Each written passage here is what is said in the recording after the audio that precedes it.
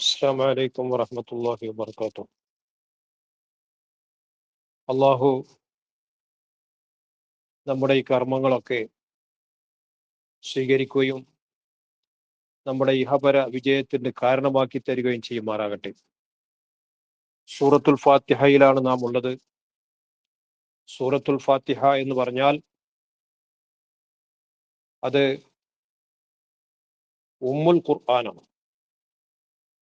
ഉമ്മുൽ ഖുർആൻ, ഉമ്മുൽ കിതാബ്. 4 കിതാബുകളെ അള്ളാഹു ഇറക്കി. പ്രധാനപ്പെട്ടത് 100 ചെറു കിതാബുകൾ അതിന്റെ പുറമേയുമുണ്ട്. ആ 4 കിതാബുകളിലെ ഉമ്മാണ്, അടിത്തറയാണ് പരിശുദ്ധമായ ഖുർആൻ. എന്ന് വെച്ചാൽ മൂസാ നബി അലൈഹിസ്സലാമിന്റെ തൗറാത്തിലും റൂഹുല്ലാഹി ഈസാ നബി അലൈഹിസ്സലാമിന്റെ ഇഞ്ചീലിലും ദാവൂദ് നബി അലൈഹിസ്സലാമിന്റെ സബൂറിലുമുള്ള ഉള്ളടക്കങ്ങൾ മുഴുവൻ ഈ ഖുർആനിലുണ്ട്. അല്ലാത്ത ഒരുപാട് കാര്യങ്ങൾ വേറെയുമുണ്ട്. അതുകൊണ്ട് കിതാബിന്റെ അടിത്തറ പരിശുദ്ധമായ ഖുർആൻ. ആ ഖുർആനിന്റെ ഉമ്മുൽ ഖുർആനാണ് സൂറത്തുൽ ഫാത്തിഹ. അപ്പൊ ഉമ്മുൽ ഖുർആൻ എന്നും ഇതിന് പേരുണ്ട്. ഇന്നലെ നാം ഷിഫാ എന്നൊരു പേരുണ്ട് എന്ന് പറഞ്ഞു. ഷിഫയാക്കാൻ കഴിവുള്ളതാണ് ഇത്. എന്ന് വെച്ചാൽ ഇത് ഓതിയിട്ട് ചികിത്സിച്ചാൽ അള്ളാഹു ഷിഫ നൽകും. അത് ഏത് കാര്യത്തിന്റെയും സൃഷ്ടാവ്, ഏത് കാര്യത്തിന്റെയും കർത്താവ് അള്ളാഹുവാണ്. അത് വിശ്വസിച്ചേ പറ്റൂ. ഈമാൻ കാര്യത്തിന്റെ ഏറ്റവും പ്രധാനപ്പെട്ട കാര്യമാണല്ലോ. കാര്യങ്ങളിൽ നിന്നുള്ള ഏത് കാര്യവും അള്ളാഹുവിന്റെ തീരുമാനം അനുസരിച്ചാണ് നടക്കുന്നത് എന്നുള്ളത് വിശ്വസിക്കൽ. അപ്പൊ ഫാത്തിഹ സൂറത്ത് ഓതിയിട്ട് മന്ത്രിക്കുമ്പോ അതുകൊണ്ട് രോഗം മാറാറുണ്ട്. അത് അള്ളാഹു മാറ്റി കൊടുക്കുന്നതാണ് എന്നല്ലാതെ മറ്റാരുടെയും പ്രത്യേകതയല്ല, മറ്റൊന്നിന്റെയും പ്രത്യേകതയല്ല. ഈ സൂറത്തിന് ഷിഫാ എന്നൊരു പേരുണ്ട് എന്ന് നാം പറഞ്ഞു. അതിന് കുറെ കാര്യങ്ങൾ അതിന് അനുഭവങ്ങളായിട്ടുണ്ട്. നമ്മുടെ നിത്യജീവിതത്തിൽ തന്നെ സൂറത്തുൽ ഫാത്തിഹ കൊണ്ട് ഷിഫയായ എത്രയോ കാര്യങ്ങളുണ്ട്. എന്നാൽ അബൂ സഈദുൽ ഖുദരി റളിയല്ലാഹു തആല അൻഹുവിൽ നിന്നുള്ള റിപ്പോർട്ട്, സ്വഹാബിയാണ് അബൂ സഈദുൽ ഖുദരി തങ്ങൾ. ഞങ്ങൾ ഒരിക്കൽ ഒരു യാത്ര നടത്തിക്കൊണ്ടിരിക്കുന്നു. ആ യാത്രയിൽ ഞങ്ങൾ ഒരു സ്ഥലത്ത് വിശ്രമിക്കാൻ വേണ്ടിയിട്ട് ഇറങ്ങി. അങ്ങനെ ഇറങ്ങിയ സമയത്ത് ഞങ്ങളെ കണ്ടുകൊണ്ട് ആ നാട്ടിലെ താമസക്കാരിയായ ഒരു സ്ത്രീ വന്നു. എന്നിട്ട് അവൾ പറഞ്ഞു, ഞങ്ങളുടെ ഈ വംശത്തിന്റെ തലവൻ അദ്ദേഹം സലീമാണ്. സലീം എന്ന് പറഞ്ഞാൽ പാമ്പ് കടിയേറ്റ ആൾ എന്നർത്ഥം. അതൊരു പ്രത്യേക പ്രയോഗമാണ്. അറബി ഭാഷയിൽ ചില പ്രയോഗങ്ങളുണ്ട്. സലീം എന്ന് പറഞ്ഞാൽ രക്ഷപ്പെട്ടവൻ, രക്ഷപ്പെടുന്നവൻ എന്നാണ് അർത്ഥം. യഥാർത്ഥത്തിൽ പാമ്പ് കടിയേറ്റാൽ രക്ഷപ്പെടാതിരിക്കലാണ് പതിവുള്ളത്. പലപ്പോഴും മരണത്തിന് കീഴൊതുങ്ങലാണ് പതിവുള്ളത്. എന്നാലും പ്രയോഗം സലീം എന്നാണ്. അങ്ങനെ ചില വാക്കുകളുണ്ട്. ഇപ്പൊ മഫാസത്ത് എന്നൊരു വാക്കുണ്ട്. മഫാസത്ത് വിജയത്തിന്റെ സ്ഥലം, രക്ഷപ്പെടുന്ന സ്ഥലം എന്നാണ്. മരുഭൂമിക്കാണ് അത് പറയാം. ആയിരക്കണക്കിന് കിലോമീറ്ററുകൾ നീണ്ടു കിടക്കുന്ന വലിയ സഹാറ മരുഭൂമി. ആ മരുഭൂമിയുടെ മധ്യത്തിൽ ഒരാൾ പെട്ടുപോയാൽ അയാൾക്ക് ഇനി ഒരു ജീവിതത്തെ കുറിച്ചിട്ട് ആലോചിച്ചിട്ട് കാര്യമില്ല. അങ്ങോട്ട് നടന്നാലും ഇങ്ങോട്ട് നടന്നാലും എങ്ങോട്ട് നടന്നാലും കണ്ണെത്താത്ത ദൂരമാണ്. ആ ചൂടിൽ അവൻ മരിക്കുക തന്നെ ചെയ്യും. എന്നാലും അവിടെ ശുഭലക്ഷണമായിട്ട് പറയാ, രക്ഷപ്പെടട്ടെ എന്ന നിലക്ക് പറയാം മഫാസത്ത് എന്നാണ്. മഫാസത്ത് വിജയത്തിന്റെ, രക്ഷയുടെ സ്ഥലം. ഇതേ ക്രമത്തിലാണ് പാമ്പ് കടിയേറ്റ ആളെ പറയാറുള്ളത് സലീം എന്നാണ്. രക്ഷപ്പെടാത്ത ആളാണെങ്കിൽ തന്നെ രക്ഷപ്പെടട്ടെ എന്ന ശുഭലക്ഷണത്തിന് വേണ്ടിയിട്ട് സലീം എന്ന പ്രയോഗമാണ്. ഞങ്ങളുടെ ഈ വംശത്തിന്റെ തലവൻ അദ്ദേഹം പാമ്പ് കടിയേറ്റിരിക്കുന്നു. അതുകൊണ്ട് നിങ്ങളുടെ കൂട്ടത്തിൽ ആരെങ്കിലും ഈ വിഷത്തിന് മന്ത്രിക്കാൻ പറ്റുന്നവരുണ്ടോ? ഇതായിരുന്നു ആ സ്ത്രീയുടെ അന്വേഷണം. അങ്ങനെ ഞങ്ങൾ അതിന് ഉത്തരം പറഞ്ഞു, ഞങ്ങളുടെ കൂട്ടത്തിൽ അതുണ്ട്. കൂട്ടത്തിൽപ്പെട്ട ഒരാള് ആ സ്ത്രീ കാണിച്ചു തന്ന വഴിയിലേക്ക് അങ്ങനെ പോയി. ഞങ്ങൾ വിചാരിച്ചിരുന്നത് ഞങ്ങളെ കൂട്ടത്തിൽ നീ പോകുന്ന ആൾക്ക് അതിനെ അറിയില്ല, എന്ത് മന്ത്രിക്കണോ മൂപ്പര് എന്നാ വിചാരിച്ചിരുന്നത്. പക്ഷെ അയാൾ അവിടെ ചെന്നിട്ട് സൂറത്തുൽ ഫാത്തിഹ ആണ് ഓതി മന്ത്രിച്ചു.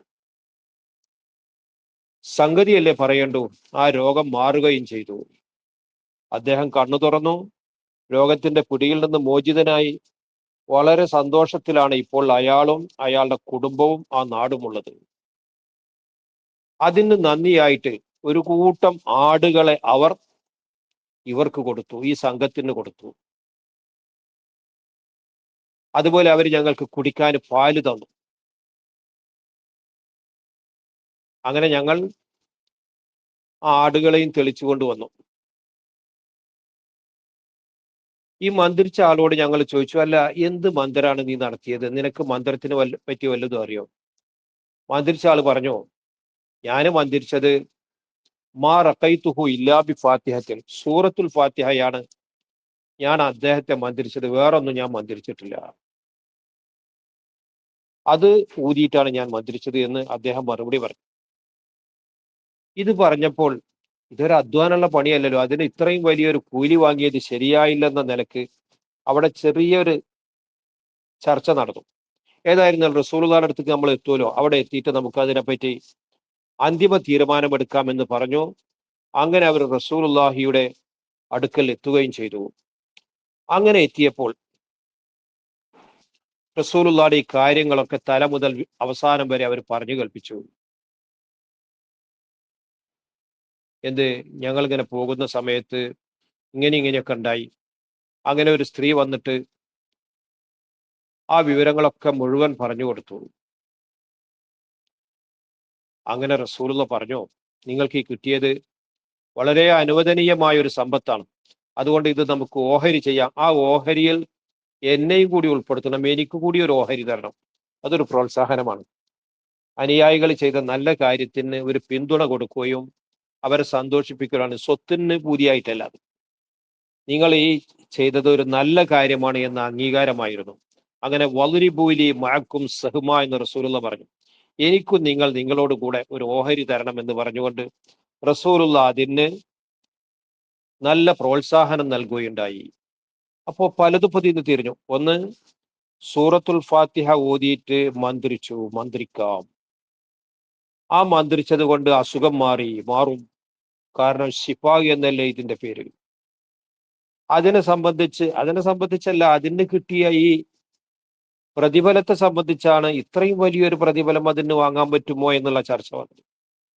സ്വഹാബാക്കൾ നബിയുടെ അടുക്കൽ വെച്ച് ചർച്ച ചെയ്തു, അതിന് പരിഹാരം കണ്ടു. പരിഹാരമായിട്ട് റസൂലുള്ള പറഞ്ഞു കൊടുത്തത് അതിന് യാതൊരു കുഴപ്പമില്ല എന്ന് മാത്രമല്ല, എനിക്ക് കൂടി അതിനൊരു ഓഹരി തരണം, ഇത് നിങ്ങൾക്ക് പഠിപ്പിച്ച നാൾ ഞാനല്ലേ, അതൊരു സന്തോഷമാണ്. അങ്ങനെ റസൂലുള്ള അതിനെ പ്രോത്സാഹിപ്പിക്കുകയും അവരുടെ ആ പ്രവൃത്തിയിൽ പങ്കുചേരുകയും ചെയ്തു. ഇപ്പോൾ എല്ലാത്തിനും തെളിവായി. മന്ത്രിക്കാൻ ഇനി തെളിവോദിക്കണ്ട, മന്ത്രിച്ചതിന് പ്രതിഫലം വാങ്ങുന്നതിന് തെളിവോദിക്കണ്ട, മന്ത്രിക്കുന്നത് ഖുർആൻ ഓതിക്കൊണ്ടല്ലേ അത് പറ്റൂ, ആയാതി കാര്യങ്ങളൊന്നും ഇനി അന്വേഷിക്കേണ്ടതില്ല, എല്ലാത്തിനും തെളിവായി. അള്ളാഹു റബ്ബുൽ ഇസ്സത്ത് നമ്മെ എല്ലാ അസുഖങ്ങളിൽ നിന്നും കാക്കുമാറാവട്ടെ. അങ്ങനെ അസുഖം വന്നാൽ ഇത്തരം സൂറത്ത് കൊണ്ട് നാം മന്ത്രിച്ചാൽ അള്ളാഹു അതിന് ശിഫ നൽകുകയും ചെയ്യുമാറാവട്ടെ. നമുക്ക് ഇന്നലെ ഓതിയതിന്റെ ബാക്കി ഓതാം.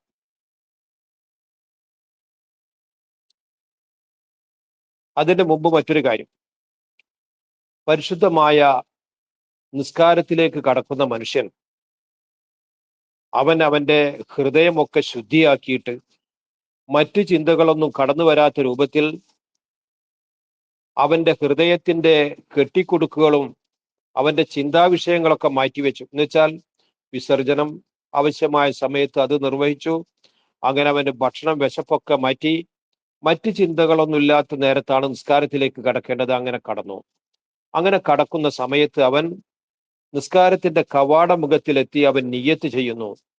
ആ നിയ്യത്തിന്റെ ആകത്തുക, ഞാൻ എൻ്റെ ഏറ്റവും പ്രധാനപ്പെട്ട ഈ നിസ്കാരം എന്ന കർമ്മത്തെ നിർവഹിക്കുന്നു, അത് അള്ളാഹു എന്നോട് കൽപ്പിച്ചതിന് വേണ്ടിയിട്ടാണ്.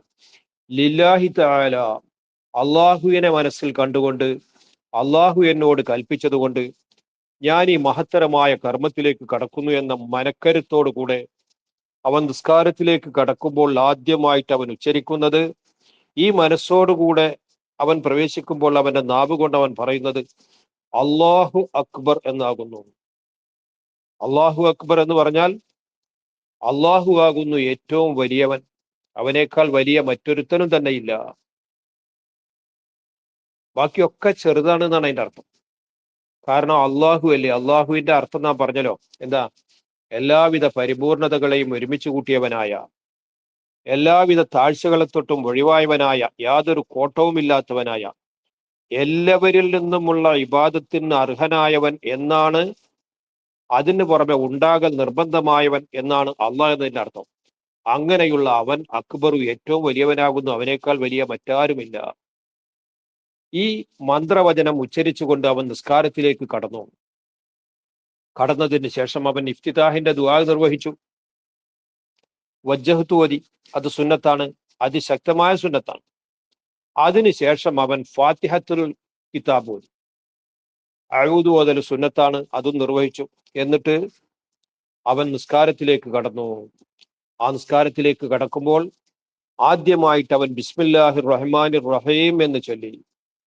റഹ്മാനും റഹീമുമായ അള്ളാഹുവിന്റെ തിരുനാമം ഉച്ചരിച്ചുകൊണ്ട് ഞാനിതായി ഖിറാഅത്ത് ആരംഭിക്കുന്നു. അത് കഴിഞ്ഞതിന് ശേഷം അൽഹംദുലില്ലാഹി, എല്ലാ സ്തുതിയും, സ്തുതിയുടെ വിശാലത ഇന്നലെ നാം കുറച്ച് പറഞ്ഞു, ആ എല്ലാ സ്തുതിയും അള്ളാഹുവിന് സമർപ്പിച്ചു.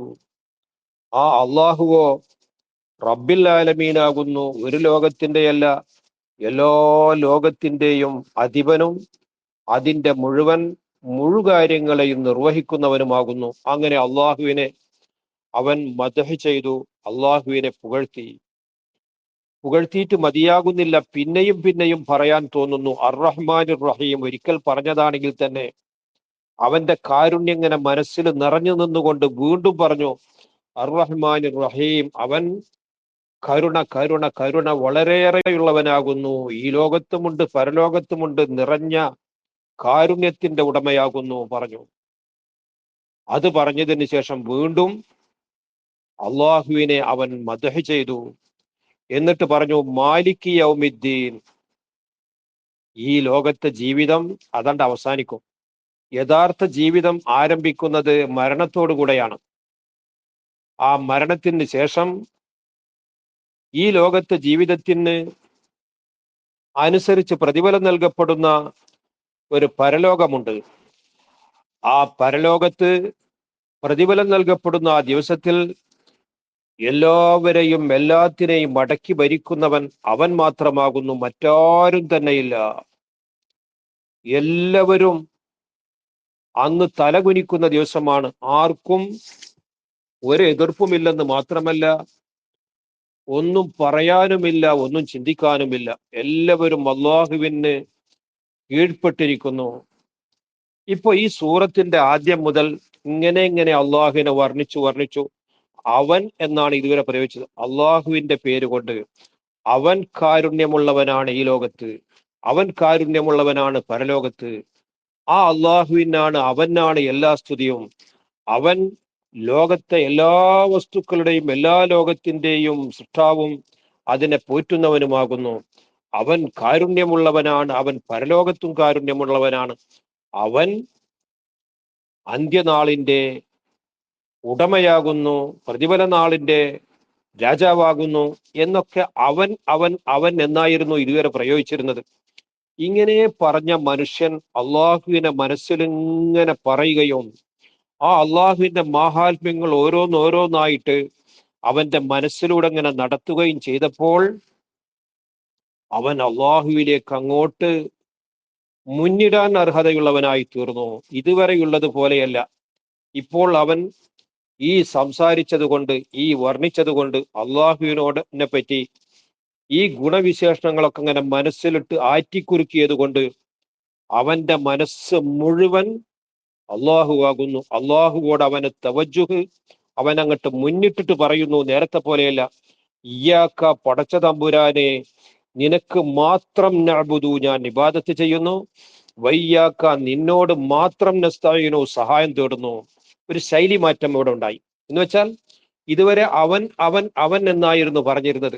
ഈ പറയുന്നതൊക്കെ അള്ളാഹുവിന്റെ വർണ്ണനയായതുകൊണ്ട് ഓരോ വിശേഷണങ്ങൾ പറഞ്ഞിങ്ങനെ വർണ്ണിക്കുകയും അവന്റെ മനസ്സിൽ ആ വർണ്ണന ഇങ്ങനെ നിറയുകയും ചെയ്തപ്പോൾ ഇനി അള്ളാഹുവിൽ നിന്ന് മനസ്സോ മുഖമോ തെറ്റിക്കാൻ പറ്റാത്ത ഒരവസ്ഥയിലായി അവനിലേക്ക് നേരിട്ട് കൊണ്ട് ഇയ്യാക നഅ്ബുദു, നിനക്ക് മാത്രം ഞങ്ങൾ ഇബാദത്ത് ചെയ്യുന്നു, വഇയ്യാക നസ്തഈൻ, നിന്നോട് മാത്രം ഞങ്ങൾ സഹായം തേടുന്നു.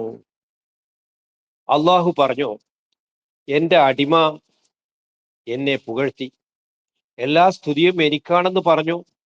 അതിന് പുറമെ ലോകത്തിന്റെ ഒക്കെ അധിപൻ ഞാനാണെന്ന് സമ്മതിച്ചു. ഇങ്ങനെ ഓരോ ഗുണവിശേഷണങ്ങൾ എന്നെപ്പറ്റി ഇങ്ങനെ പറഞ്ഞു പറഞ്ഞു പറഞ്ഞു പറഞ്ഞു. അത് മാലിക് യൗമിദ്ദീൻ വരെ എത്തി. ഇപ്പോൾ ഇതാ അവൻ രണ്ട് കാര്യം ഇവിടെ പറഞ്ഞിരിക്കുന്നു. ഒന്ന് ഇയ്യാക നഅ്ബുദു, മറ്റൊന്ന് ഇയ്യാക നസ്തഈൻ. ഇതുവരെ പറഞ്ഞിരുന്ന കാര്യം എന്റേത് മാത്രമായിരുന്നു, എന്റെ ഗുണവിശേഷങ്ങൾ മാത്രമായിരുന്നു. എന്നാൽ ഈ വരിയിൽ രണ്ട് കാര്യമുണ്ട്.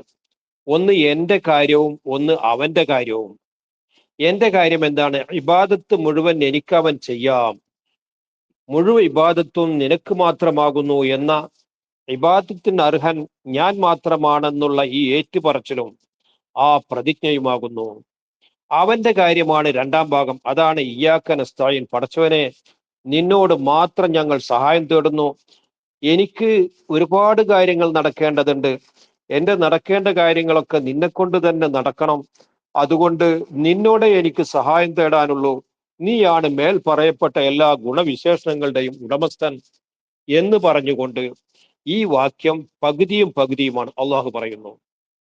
ഇത് പറഞ്ഞാൽ അള്ളാഹു അവനോട് ചോദിക്കുന്നു, നിനക്ക് സഹായം വേണമെന്ന് നീ പറഞ്ഞല്ലോ, എന്ത് വിഷയത്തിലാണ് നിനക്ക് സഹായം വേണ്ടത്?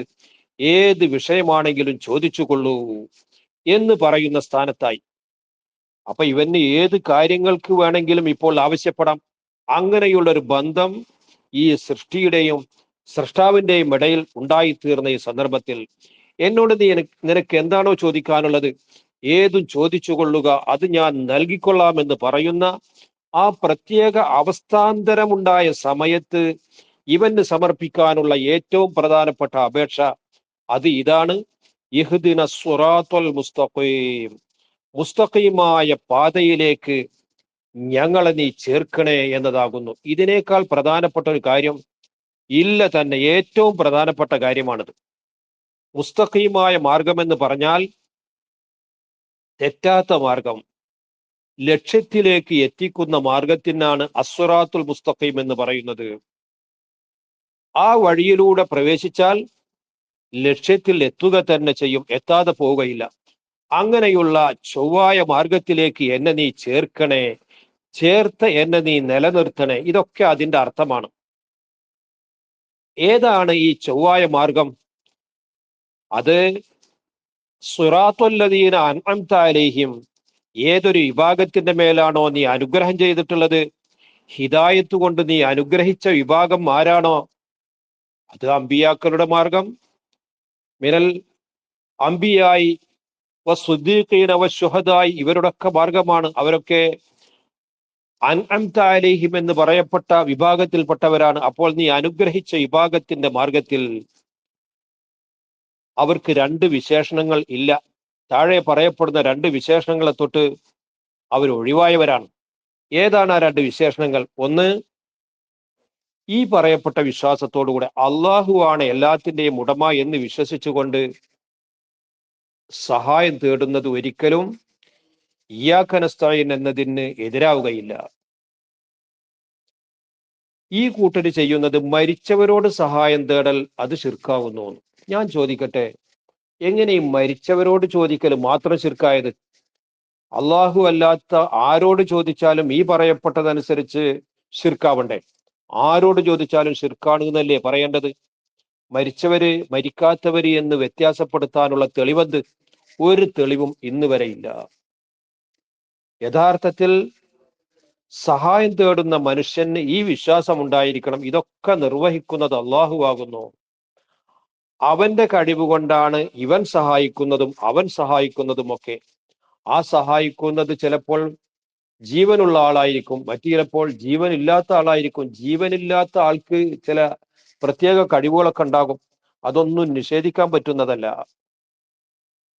മഹാനായ അഷ്റഫുൽ ഖൽഖ് സ്വല്ലല്ലാഹു അലൈഹി വസല്ലമ തങ്ങളുടെ വഫാത്തിന് ശേഷം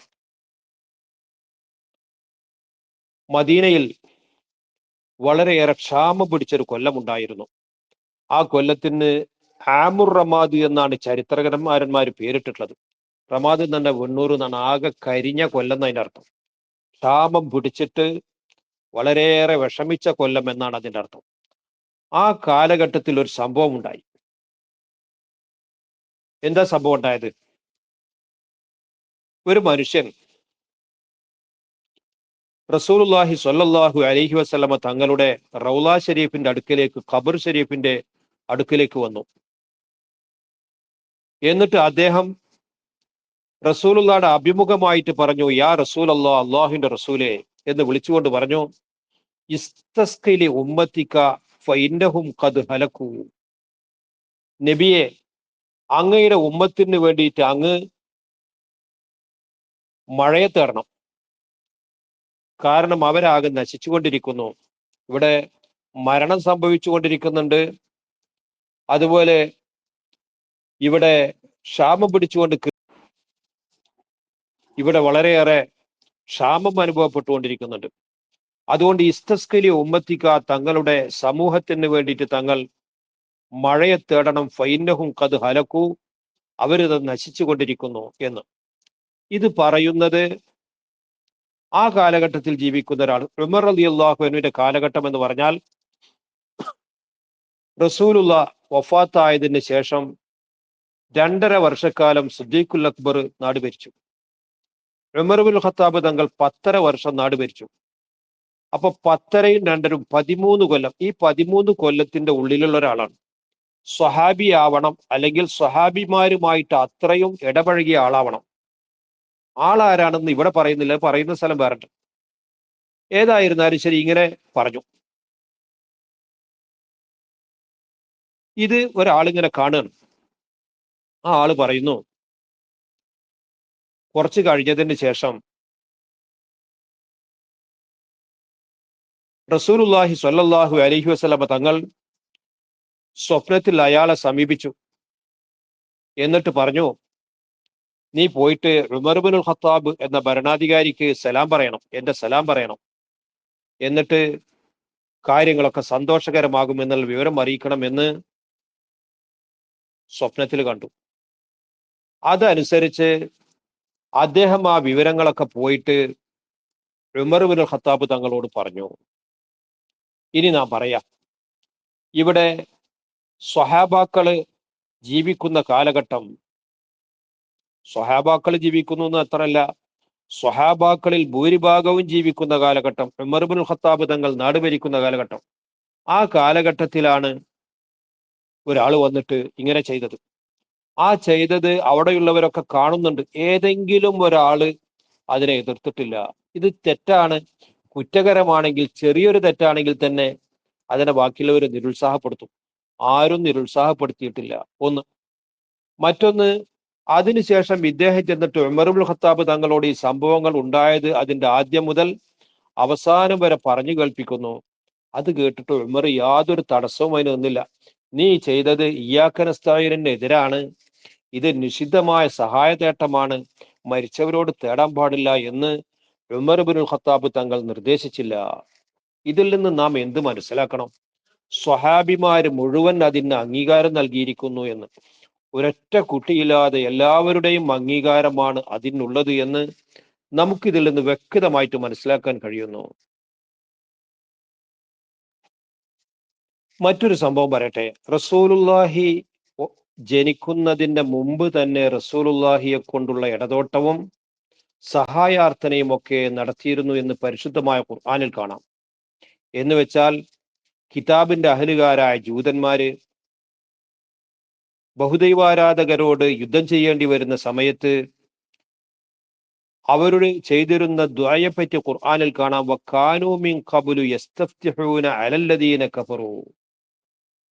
അവിശ്വാസികളായ ശിർക്ക് ചെയ്തിരുന്ന വിഭാഗത്തിനെതിരിൽ ഇവര് ഫത്ഹ് തേടാറുണ്ടായിരുന്നു, വിജയിക്കാൻ വേണ്ടിയിട്ട് ദുആ ചെയ്യാറുണ്ടായിരുന്നു എന്ന് പരിശുദ്ധമായ ഖുർആനിൽ കാണാം. അതിന്റെ വ്യാഖ്യാനത്തിൽ കാണാം അവർ പറഞ്ഞിരുന്നത്, അല്ലാഹുമ്മ ഇഫ്തഹ് അലൈന വൻസുർന ബിൻ നബിയിൽ മബ്ഊസ് ഫി ആഖിരി സമാൻ. അള്ളാഹുവെ, ഞങ്ങൾക്ക് നീ ഈ കാര്യത്തിൽ ഫതഹ് നൽകണേ, വിജയം നൽകണേ. ഞങ്ങളെ നീ വിജയിപ്പിക്കണേ ബിൻ നബിയിൽ മബ്ഊസ് ഫി ആഖിരി സമാൻ, അവസാന നാളിൽ അയക്കപ്പെടുന്ന ആ നബിയുടെ ബഹുമതി കൊണ്ട് ഞങ്ങൾക്ക് നീ ഫതഹ് നൽകണേ എന്ന് അവർ ദുആ ചെയ്യാറുണ്ടായിരുന്നു. അപ്പൊ റസൂലുള്ള ജനിക്കുന്നതിന്റെ മുമ്പ് റസൂലുള്ളാനെ ഇടയാളനാക്കിക്കൊണ്ട് അള്ളാഹുവിലേക്ക് ദുആ ചെയ്തിരുന്നു. ഒരു കാര്യം, റസൂലുള്ള ജീവിച്ചിരിക്കുന്ന കാലഘട്ടത്തിൽ അബ്ദുൽ മുത്തലിബ്, അതിനുശേഷം അബൂ ത്വാലിബും. അബ്ദുൽ മുത്തലിബ് എന്ന് റസൂലുള്ളാടെ പിതാമഹനാണ്. അബൂ ത്വാലിബ് പിതൃവ്യനാണ്. മഴയില്ലാത്ത കാലത്ത് റസൂലുള്ളാനെ എടുത്തുകൊണ്ട് കഅബാലയത്തിന്റെ അടുത്ത് വന്നിട്ട്, അള്ളാഹുവേ, ഈ കുട്ടിയെ കാട്ടിക്കൊണ്ട് ഞങ്ങൾ നിന്നോട് മഴ ആവശ്യപ്പെടുന്നു, ഞങ്ങൾക്ക് മഴ തരണേ എന്ന് പറയാറുണ്ട്. ഉടനെ മഴ കിട്ടാറുമുണ്ട്. അപ്പൊ റസൂലുള്ളാടെ ജീവിതകാലത്തും അതുണ്ടായിട്ടുണ്ട്. നാം നേരത്തെ പറഞ്ഞ സംഭവം റസൂലുള്ളാഹിയുടെ വഫാത്തിന് ശേഷവും അത് സംഭവിച്ചിട്ടുണ്ട്. ഇനി പറയട്ടെ, ലോകത്ത് എല്ലാ കാലത്തും ഈ പറയപ്പെട്ട സഹായാർത്ഥനയും ഈ ഇടതേട്ടവും നിലനിന്നിട്ടുണ്ട്. അതില്ലാത്തൊരൊറ്റ കാലവും ഉണ്ടായിട്ടില്ല. ഒരു സംഭവം കൂടി പറഞ്ഞിട്ട് ഞാൻ ആ ഭാഗത്തുനിന്ന് തൽക്കാലം നിർത്തും. ഒരുപാട് തെളിവുകളുണ്ട്, എവിടെ പറയണമെന്ന് തിരിയാത്തത് കൊണ്ടാണ് ചുരുക്കുന്നത്. ഇമാം നവവി തങ്ങൾക്ക് അദ്കാർ എന്നൊരു കിതാബുണ്ട്. അദ്കാർ എന്ന് പറഞ്ഞാൽ ദിക്റുകൾ എന്ന അർത്ഥം. ആ കിതാബിന്റെ പ്രത്യേകത, ഓരോ സമയത്തും ചെല്ലേണ്ടുന്ന ദിക്റുകൾ അതിൽ പ്രത്യേകമായിട്ട് രേഖപ്പെടുത്തിയിട്ടുണ്ട്. ഉറങ്ങാൻ കിടക്കുമ്പോൾ ദിക്റ് ഏതാണ് ചെല്ലേണ്ടത്, ഉണർന്ന ഉടനെ ചെല്ലേണ്ടുന്ന ദിക്റ് ഏത്, ഒരു വീട്ടിലേക്ക് കടക്കുമ്പോൾ ചെല്ലുന്ന ദിക്റ് ഏത്, വീട്ടിൽ നിന്ന് പുറപ്പെടുമ്പോൾ ചെല്ലേണ്ടുന്ന ദിക്റ് ഏത്, ഇങ്ങനെ മനുഷ്യ ജീവിതത്തിലെ എല്ലാ ദിക്റുകളും അതിൽ രേഖപ്പെടുത്തുന്നുണ്ട്. ഇമാം നവവി തങ്ങൾ വളരെയേറെ സൂക്ഷ്മതയുള്ള ആളാണ്.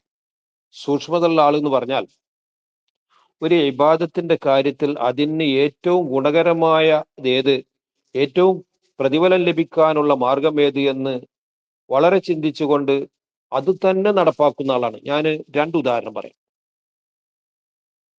ഒരു ഹജ്ജിന് പോകുന്ന ആൾക്ക് ഇഹ്റാം കെട്ടൽ നിർബന്ധമാണ്. ഹജ്ജിലേക്ക് പ്രവേശിക്കുന്നു എന്ന് നിയ്യത്ത് ചെയ്തുകൊണ്ട്, ഹജ്ജിലേക്ക് നിയ്യത്ത് ചെയ്തുകൊണ്ട് അതിലേക്കാണ്ട് കടക്കുന്നതിനാണ് ഇഹ്റാം എന്ന് പറയുന്നത്. അത് ഓരോ നാട്ടിൽ നിന്ന് പോകുമ്പോൾ അതിനൊരു നിശ്ചിത സ്ഥലമുണ്ട്. ഇന്ത്യയിൽ നിന്ന് പോകുമ്പോൾ യലംലം എന്ന സ്ഥലത്തോട് നേരിടുമ്പോഴാണ്, അല്ലെങ്കിൽ യലംലമിലൂടെ പോകുമ്പോഴാണ് ഇഹ്റാം കെട്ടേണ്ടത്. ഇങ്ങനെ ഓരോ ദേശത്ത് നിന്ന് പോകുമ്പോഴും ഓരോ മീക്കാത്തുകളുണ്ട്. അതിന് മീക്കാത്ത് എന്ന് പറയും. ആ സ്ഥലത്ത് വെച്ച് ആ സ്ഥലത്തുകൂടെ ഇഹ്റാം ഇല്ലാതെ പോകാൻ പാടില്ല. ഇവിടെ ഇമാം നവവിയും ഇമാം റാഫിയും തമ്മിൽ ചെറിയൊരു അഭിപ്രായ വ്യത്യാസമുണ്ട്. ഒരാൾ അയാളുടെ വീട്ടിൽ നിന്ന് ഇറങ്ങി നേരത്തെ തന്നെ ഇഹ്റാം ചെയ്തുകൊണ്ട് ഹജ്ജിൽ പ്രവേശിക്കുക. അങ്ങനെ നൂറുകണക്കിന് കിലോമീറ്ററുകൾ പിന്നിട്ടതിന് ശേഷമായിരിക്കും അവൻ മീഖാത്തിലെത്തുന്നത്. അപ്പൊ മീഖാത്തിലൂടെ ഇഹ്റാമോടുകൂടെയാണ് അവൻ നീങ്ങുന്നത്. അപാകതയൊന്നുമില്ല. ഇതാണ് ഏറെ നല്ലത് എന്നാണ് ഇമാം റാഫിഈ തങ്ങൾ പറയുന്നത്. കാരണം എന്താണ്? കാരണം നാം ഒക്കെ ചിന്തിക്കുമ്പോൾ കിട്ടുന്നുണ്ട്, ഇഹ്റാമിലായിട്ട് കൂടുതൽ സമയം അവൻ ഉണ്ടായി. അവന്റെ വീട്ടിൽ നിന്ന് ഇറങ്ങിയ ഉടനെ അവൻ ഹജ്ജിൽ പ്രവേശിച്ചു. അപ്പൊ അവിടെ മുതൽ അവൻ ഇബാദത്തുമായിട്ട് ബന്ധപ്പെട്ടു. പിന്നെ മീഖാത്തിൽ എത്തുന്നത് വരെയും ഉണ്ടായി, അതിന് ശേഷം ഉണ്ടായി. അപ്പൊ ഒരുപാട് സമയം ഈ ഇബാദത്തിലായിട്ട് കഴിഞ്ഞുകൂടി എന്നതാണ് അവിടെ പ്രതിഫലം കൂടുതൽ കിട്ടും എന്ന് റാഫി ഇമാമ് പറയാനുള്ള കാരണം ഒന്ന്. എന്നാൽ ഇമാം നവവി തങ്ങൾ പറയുന്നത് അതല്ല ഉത്തമം. അതിനേക്കാൾ ഉത്തമം ആ മീഖാത്തിൽ എത്തിയതിന് ശേഷം ഇഹ്റാം കെട്ടലാവുന്നു, അതിന്റെ മുമ്പ് കെട്ടലല്ല. എന്തുകൊണ്ട്? അത് ഹജ്ജിന് റസൂലുള്ള ഓരോ പ്രത്യേകമായ സ്ഥലങ്ങൾ അതിന്റെ ഇഹ്റാമിന് വേണ്ടിയിട്ട് നിശ്ചയിച്ചെങ്കിൽ അവിടെ മുതൽ കെട്ടലാണ് അതിന്റെ ഏറ്റവും നല്ല രൂപം. അതിന്റെ മുമ്പ് കെട്ടിയാലും പറ്റുമെങ്കിൽ തന്നെ ഈ ഉത്തമത്തിന്റെ താഴെയാണ് അത് എന്ന അഭിപ്രായക്കാരനാവുന്നു. എന്ന് വെച്ചാൽ എങ്ങനെയാണോ റസൂലുള്ള കാട്ടിത്തന്നത്, എങ്ങനെയാണോ പഠിപ്പിച്ചത്, അങ്ങനെ തന്നെ ചെയ്യണം. അതിനേക്കാൾ കൂടുതൽ സമയം ഇതിൽ ഉണ്ടായാലും ശരി, അതിനേക്കാൾ ഉത്തമം ഇതാണ് എന്നാണ് അതിന്റെ അർത്ഥം. മറ്റൊരു കാര്യം, ഒരു നിസ്കരിക്കുന്ന മനുഷ്യന് അവന്റെ മുന്നിൽ ഒരു മറ ഉണ്ടാകൽ അത് സുന്നത്താണ്. ഒരു മറയിലേക്ക് തിരിഞ്ഞുകൊണ്ടാണ് നിസ്കരിക്കേണ്ടത്. അങ്ങനെ നിസ്കരിക്കുമ്പോൾ അതിന് ചില ഗുണങ്ങളുണ്ട്. ഒന്ന്, അവന്റെ മുന്നിലൂടെ ഒരാൾ പോകാൻ പാടില്ല. ആ മറയ്ക്ക് രണ്ട് ഷർത്തുണ്ട്. ഒന്ന്, ഒരു മുഴത്തിന്റെ 2/3 അതിന് ഉയരം വേണം. മറ്റൊന്ന്, ആ മറയോട് ഇവൻ 3 മുഴമെങ്കിലും അടുത്തിരിക്കണം, അതിനേക്കാൾ അകലാൻ പാടില്ല. ഇങ്ങനെ രണ്ട് ഉപാധി അതിനുണ്ടായാൽ അവന്റെ മുന്നിലൂടെ, ഈ മറയുടെ ഇടയിലൂടെ മറ്റൊരാൾ കടന്നു പോകാൻ പാടില്ല, ഒരു തടസ്സം ഉണ്ടാക്കാൻ പാടില്ല. അങ്ങനെ തടസ്സം ചെയ്യുമ്പോൾ അയാളെ തട്ടൽ സുന്നത്താണ്. ആ തട്ടിൽ അയാൾ മരിച്ചാലും ഇവൻ ഉത്തരവാദിയല്ല. ഇത്ര വരെ മസലയിലുണ്ട്, അത്ര ഗൗരവമാണത്. ചുരുക്കത്തിൽ, നിസ്കരിക്കുന്നവന്റെ മുന്നിൽ ഒരു മറ ഉണ്ടാകൽ സുന്നത്താകുന്നു, നല്ല സുന്നത്താണ്. ആ മറയെപ്പറ്റി ഇമാം നവവി തങ്ങൾ പറഞ്ഞു, അത് വലതു ഭാഗത്തേക്കോ അല്ലെങ്കിൽ ഇടതു ഭാഗത്തേക്കോ ഒരല്പം തെറ്റിച്ചാണ് അവൻ നിൽക്കേണ്ടത്. നേരെ കുത്തനെയല്ല, നേരെ ഈ തൂണിനോട് നേരിട്ടിട്ടല്ല അവൻ നിൽക്കേണ്ടത്. തൂണിലേക്ക് മുന്നിടുമ്പോഴാണ്, ചുമരുമ്പൽക്ക് വരുമ്പോൾ അങ്ങനെ വരില്ല. അതിന് കാരണം എന്താണ് പറഞ്ഞത്? അതിന് കാരണം പറഞ്ഞത്, അത് ബിംബാരാധകരായ ആൾക്കാരുണ്ട്, പ്രതിമാരാധകർ. അവര് നിൽക്കുന്നത് പോലെ ആകരുത്. അവർ കൃത്യമായിട്ടാണ് നിൽക്കുക. അതിനെ ഏറ്റവും തെറ്റാൻ വേണ്ടിയിട്ട് അങ്ങോട്ടോ അല്ലെങ്കിൽ ഇങ്ങോട്ടോ ഒരല്പം തെറ്റി നിൽക്കണം എന്ന് ഇമാം നവവി തങ്ങൾ പഠിപ്പിച്ചു. ഇതിന്റെ അർത്ഥം എന്താണ്? ഇതിന്റെ അർത്ഥം, ഇമാം നവവി തങ്ങൾ പ്രതിഫലം കൂടുതൽ കിട്ടാൻ അതിൽ ശിർക്കിന്റെ ഒരു വാസന പോലും വരരുത് എന്ന നിലക്ക് ശ്രദ്ധിച്ചു എന്നതിന്റെ അർത്ഥം. ഇത്ര ശ്രദ്ധിച്ച ഇമാം നവവി തങ്ങളാണ് അദ്കാർ എന്ന കിതാബ് ഉണ്ടാക്കിയിട്ടുള്ളത്. ആ കിതാബില് മനുഷ്യ ജീവിതത്തിലെ ദിക്റുകളൊക്കെ പറ്റി പറയുന്നിടത്ത് ഒരു ദിക്റുണ്ട്. ഏതാ ദിക്റ്? ചിലപ്പോ കാല് കോച്ചുന്ന ഒരു അസുഖമുണ്ട്, മസിൽ കയറുന്ന ഒരു അസുഖമുണ്ട്. വല്ലാത്ത വേദനയാണ് അത്. ആ അസുഖം ഉണ്ടായിട്ട് ഒന്നുകൊണ്ട് നേരാക്കുമ്പോഴേക്ക് കാണാൻ വേറൊരു കുളത്തി പിടിക്കണം, അവിടെ നേരാക്കുമ്പോഴേക്ക് വേറെ വല്ലാത്തൊരു വേദനയാണ്. അതുണ്ടായാൽ എന്താണ് ചെല്ലേണ്ടത് എന്ന് പഠിപ്പിക്കുന്ന ഒരു ദിക്റ് ഇമാം നവവി തങ്ങൾ ഈ അദ്കാർ എന്ന കിതാബിൽ പറയുന്നുണ്ട്. അത് പറയുന്നത് ഇങ്ങനെയാണ്: യാ മുഹമ്മദാഹ്, യാ മുഹമ്മദാഹ്, അവസാനം ഒരു ഹാ ഉണ്ട്. യാ മുഹമ്മദാഹ് എന്ന് ചൊല്ലണം. എന്തേ അങ്ങനെ ചൊല്ലണം എന്ന് പറയാൻ കാരണം, അത് ഇബ്നു ഉമർ തങ്ങൾ തന്റെ കാലിൽ ഇങ്ങനെ കോച്ചുന്ന സമയത്ത്, മസിൽ കയറുന്ന സമയത്ത് യാ മുഹമ്മദാഹ് എന്ന് ചൊല്ലാറുണ്ടായിരുന്നു. റസൂലുള്ളാഹിയുടെ വഫാത്തിന് ശേഷവും അതിന്റെ മുമ്പും ഒക്കെ ഇത് ചെയ്തിരുന്നു എന്നാണ് ഈ പറഞ്ഞതിന്റെ അർത്ഥം. അപ്പൊ അതിന്റെ അർത്ഥം എന്താ? യാ മുഹമ്മദാഹ് എന്ന് പറഞ്ഞാല്, നബിയെ എന്റെ കാര്യം നോക്കണം, എന്നെ രക്ഷപ്പെടുത്തണേ എന്ന് അതിന്റെ അർത്ഥം. ഇത് ഇബ്നു ഉമർ തങ്ങൾ ചൊല്ലാറുണ്ടായിരുന്നു. ഇബ്നു ഉമർ തങ്ങളോ മുത്തബിഉ സുന്ന എന്നാണ് തന്റെ സ്ഥാനപ്പേര്. സുന്നത്ത്, നബിചര്യ ഇത്രമേൽ സൂക്ഷിച്ച ഒരു സ്വഹാബിയെ ചരിത്രത്തിൽ കാണാൻ കഴിയില്ല. അത്ര സൂക്ഷിച്ച സ്വഹാബിയാണ് ഇബ്നു ഉമർ തങ്ങൾ. ആ ഇബ്നു ഉമർ തങ്ങൾ തന്റെ കാല് കൊച്ചിയാൽ, തന്റെ മസിൽ കയറിയാൽ ചൊല്ലിയിരുന്ന ദിക്റ് യാ മുഹമ്മദോ എന്നായിരുന്നു. റസൂലുള്ളാഹിനെ വിളിച്ചിട്ട് സഹായം തേടുന്നു.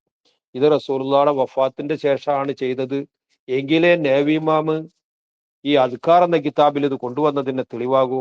കാല് കോച്ചുന്ന സമയത്ത് ചെല്ലാനുള്ള ദിക്റ് ഏത് കാലത്തേക്കും ഉള്ളതാവണല്ലോ. അങ്ങനെ ഇമാം നവവി തങ്ങൾ തന്റെ അദ്കാർ എന്ന കിതാബിൽ രേഖപ്പെടുത്തിയിട്ടുണ്ട്. ഇതിൽ നിന്നും മനസ്സിലാകുന്നത്, മരണപ്പെട്ടു പോയ ആളെ വിളിച്ച് സഹായം തേടാൻ പറ്റുന്ന ഇല്ല എന്നാണോ? എനിക്ക് തിരിയുന്നത് പറ്റുന്നതാണ് ഇമാം നവവി തങ്ങൾ പഠിപ്പിച്ചതെന്നും, ഇമാം നവവി തങ്ങൾക്ക് ഇബ്നു ഉമർ തങ്ങൾ മുത്തബിഉ സുന്ന, റസൂലിൽ നിന്ന് എല്ലാ സുന്നത്തും പഠിപ്പിച്ച ഇബ്നു ഉമർ തങ്ങൾ പഠിപ്പിച്ചതും ഇങ്ങനെയാണ് എന്നാണ് എനിക്ക് മനസ്സിലാവുന്നത്. നിങ്ങൾക്കും അങ്ങനെ തന്നെ മനസ്സിലാകും. പിന്നെ ഒരു കാര്യം പറയാനുള്ളത്, ഇത് ചെയ്യുന്ന ആൾക്കാരെ മുശ്രിക്കുകളാക്കാൻ വേണ്ടിയിട്ട് ഈ പുത്തൻവാദഗതിക്കാർ ചെയ്യുന്ന ഒരടവ്, ഇതിന് വിളിച്ചു പ്രാർത്ഥിക്കൽ എന്നൊരർത്ഥാണ് പറയുന്നത്. നാം ഈ ചെയ്യുന്ന ഈ ആവശ്യപ്പെടലിന് ഇവർ വിളിച്ചു പ്രാർത്ഥിക്കൽ എന്ന് ഒരു പരിഭാഷ ഉണ്ടാക്കിയിട്ട് അതിനനുസരിച്ചാണ്ട് കുഫർ വിധിക്കുകയാണ്. ഞാൻ പറയട്ടെ, ഈ പുത്തൻവാദിക്കാർ പഴയ കാലത്ത് ഇങ്ങനെ പറഞ്ഞു പെട്ടതാണ്. ഇന്നത്തെ തലമുറ യഥാർത്ഥം പറഞ്ഞാൽ അത് സമ്മതിക്കണില്ല. എന്തുകൊണ്ടെന്ന് വെച്ചാൽ ഓരോ നാട്ടിലും ആയിരക്കണക്കിന് ആൾക്കാരുണ്ട്, ഓരോ മഹലിലും. ആ മഹലിലെ ഒരു 8 10 ആൾക്കാരെ ഏറിയാൽ ഈ വികലവാദക്കാരുണ്ടാകുള്ളൂ. ബാക്കി ആ നാട്ടിലെ 900 ആൾക്കാരും 990 ആൾക്കാരും അവര് ഈ പഴയ വിശ്വാസക്കാരാണ്. ഇതനുസരിച്ച് ഒരു സംസ്ഥാനത്തിലെ ഒരു 3% അല്ലെങ്കിൽ 2% ആൾക്കാർ മാത്രമാണ് ഈ വികലമായ വാദക്കാരുള്ളത്. എന്ന് പറഞ്ഞാൽ കോടാനുകോടികളെ ഇസ്ലാമിൽ നിന്ന് പുറന്തള്ളാൻ വേണ്ടിയിട്ട് ഈ വാദം ഉപയോഗപ്പെടും. അതുകൊണ്ട് തന്നെ ഇന്ന് ചിന്തിക്കുന്ന തലമുറ മുഴുവൻ ചിന്തിക്കുന്നത് ഇതൊരിക്കലും ശരിയല്ല എന്ന് അവർ സ്വകാര്യമായിട്ട് പറയുന്നുണ്ട്. അതുകൊണ്ട് അവർക്ക് രക്ഷപ്പെടാനുള്ള ഒരു പഴുത് ഞാൻ പറഞ്ഞുതരാം. അതിങ്ങനെയാണ്. എന്താ? നിങ്ങൾ ഈ വിളിച്ച് പ്രാർത്ഥിക്കൽ എന്നുള്ള ഈ പരിഭാഷ കൊണ്ട് നിർത്തുക. സുന്നികൾ ചെയ്യുന്നത് അവരുടെ ആവശ്യ നിർവഹണത്തിന് വേണ്ടിയിട്ട് മഹാന്മാരെ വിളിച്ച് അപേക്ഷിക്കുന്നു, അല്ലെങ്കിൽ മഹാന്മാരെ വിളിച്ച് ആവശ്യപ്പെടുന്നു എന്നൊരു പരിഭാഷ കൊണ്ട് വെച്ച് നോക്കി. ഈ പരിഭാഷ അനുസരിച്ച് ഏതെങ്കിലും വിധത്തിലുള്ള ശിർക്കോ കുഫറോ വരുമെങ്കിൽ പറയൂ. പറയാൻ കഴിയില്ല. ഞാൻ ഒന്നുകൂടി പറഞ്ഞുകൊണ്ട് നിർത്തുന്നു. സഹായം ആവശ്യപ്പെടൽ 4 വിധത്തിലുണ്ട്. ഒന്ന്, ജീവിച്ചിരിക്കുന്നവർ ജീവിച്ചിരിക്കുന്നവരോട് സഹായം തേടുന്നു. 2, മരിച്ചവർ മരിച്ചവരോട് സഹായം തേടുന്നു. 3, മരിച്ചവർ ജീവിച്ചിരിക്കുന്നവരോട് സഹായം തേടുന്നു. 4, ജീവിച്ചിരിക്കുന്നവർ മരിച്ചവരോട് സഹായം തേടുന്നു. ഇങ്ങനെ 4 വിധത്തിലുണ്ട് സഹായാർത്ഥന.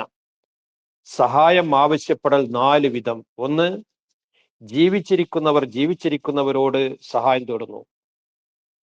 നമുക്ക് എന്തെങ്കിലും ഒന്ന് ആവശ്യം വന്നാൽ നമ്മുടെ കൂട്ടുകാരനോട്, നമ്മുടെ അയൽവാസിയോട് സഹായം തേടും. ഇത് ജീവിച്ചിരിക്കുന്നവർ ജീവിച്ചിരിക്കുന്നവരോടുള്ള സഹായം തേട്ടമാണ്.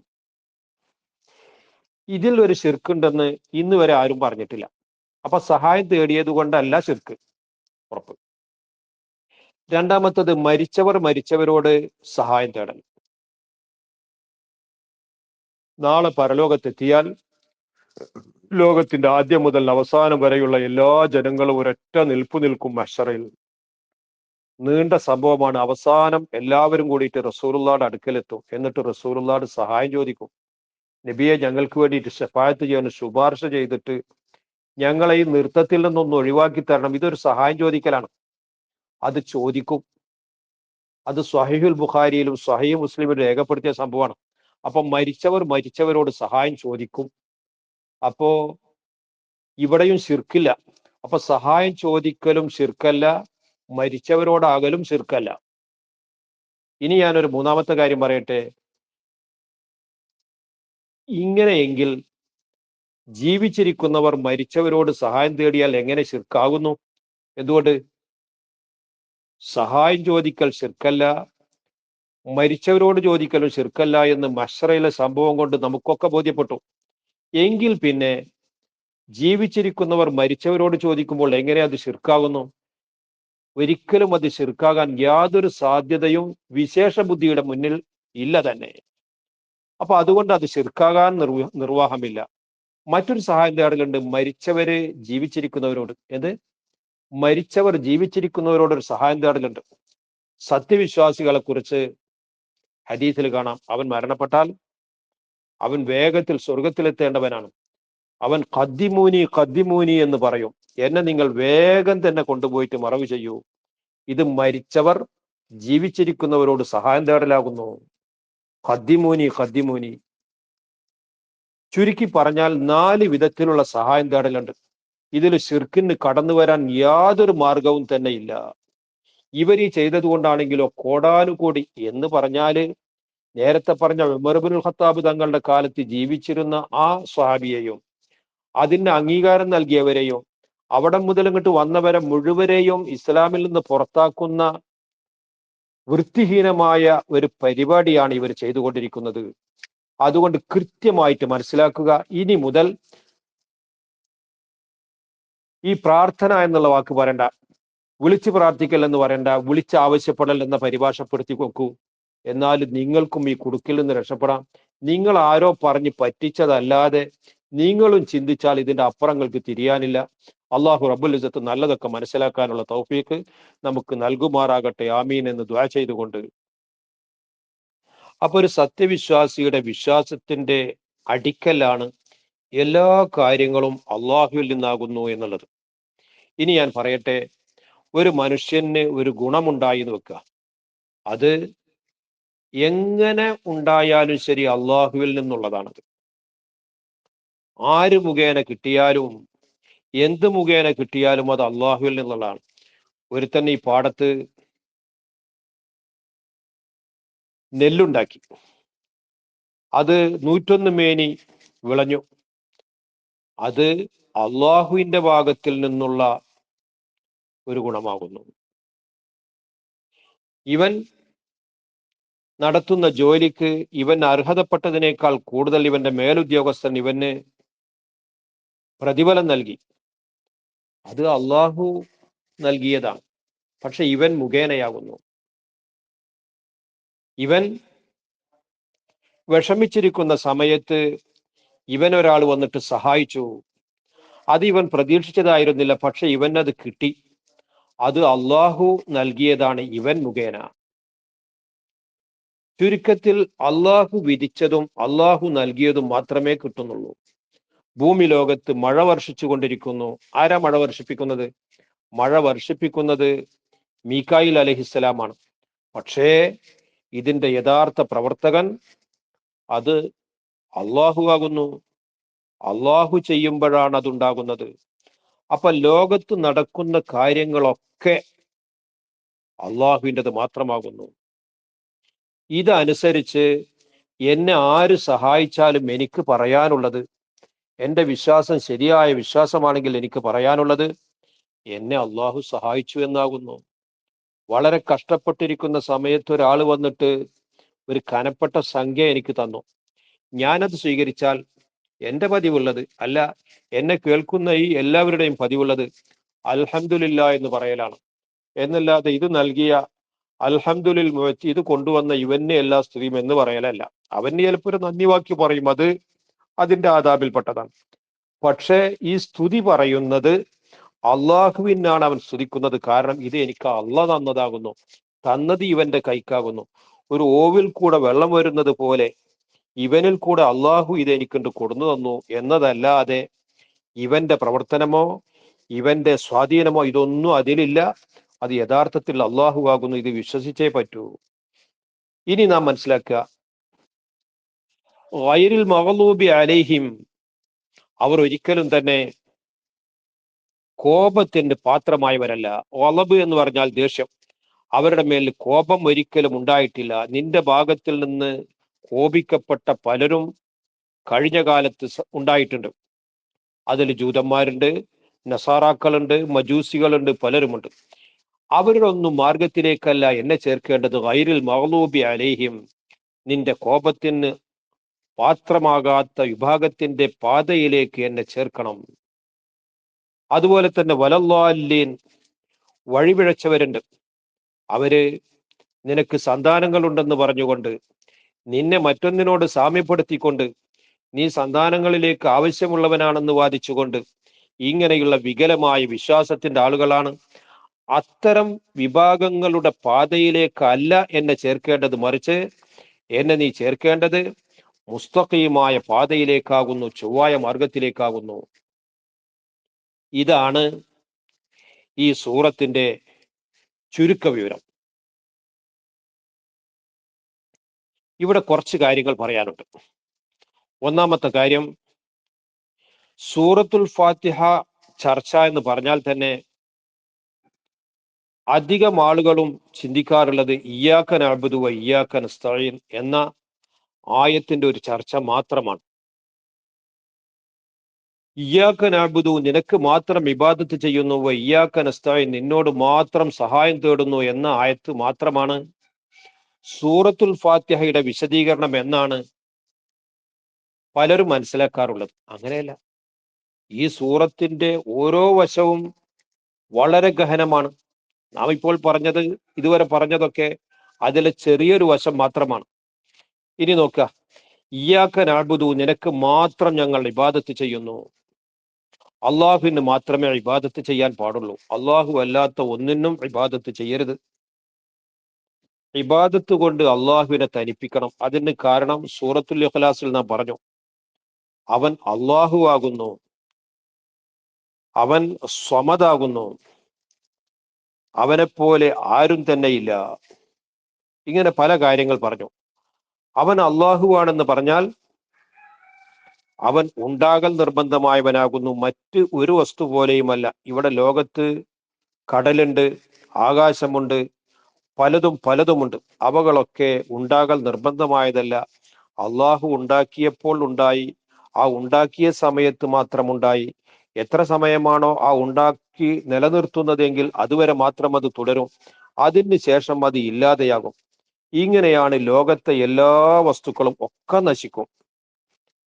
നശിക്കാത്തതായിട്ട് ഒരൊറ്റ വസ്തുവുമില്ല, എല്ലാം നശിക്കും. എന്നാലോ അള്ളാഹു മാത്രമാണ് എന്നെന്നും അവശേഷിക്കുന്നത്. അതിന് കാരണം അള്ളാഹു വാജിബുൽ വുജൂദാകുന്നു, ഉണ്ടാകൽ നിർബന്ധമായവനാകുന്നു. മറ്റൊന്ന്, എല്ലാവിധ പരിപൂർണതകളെയും ഒരുമിച്ച് കൂട്ടിയവനാകുന്നു. യാതൊരുവിധ കുറവും അവനില്ല. ഏതെങ്കിലും നിലക്കുള്ള ഒരു ക്ഷീണം, ഏതെങ്കിലും നിലക്കുള്ള ഒരു താഴ്ച, അത് അള്ളാഹുവിനില്ല.